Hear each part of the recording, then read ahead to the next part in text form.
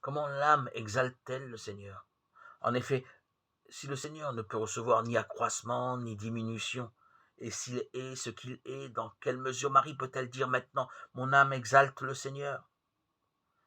Si je considère que le Seigneur, notre Sauveur, est l'image du Dieu invisible, Colossiens 1,15, et si je vois que mon âme est faite à l'image du Créateur, Genèse 1,27, pour être image de l'image, mon âme, en effet, n'est pas expressément l'image de Dieu, mais elle a été créée à la ressemblance de la première image.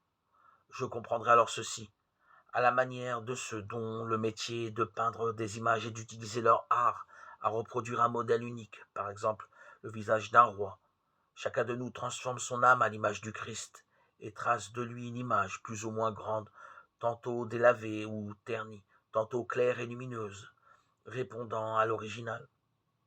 Lors donc que j'aurai fait grandir l'image de l'image, c'est-à-dire mon âme, et que je l'aurai exaltée par mes œuvres, mes pensées, mes paroles, alors l'image de Dieu aura grandi et le Seigneur lui-même, dont notre âme est l'image, sera exaltée. De même que le Seigneur grandit dans cette image de lui qui est en nous, de même si nous sommes pécheurs, il diminue et il décroît. Plus exactement, le Seigneur ni ne diminue ni ne décroît, mais nous-mêmes, au lieu de l'image du Seigneur, nous revêtons d'autres images.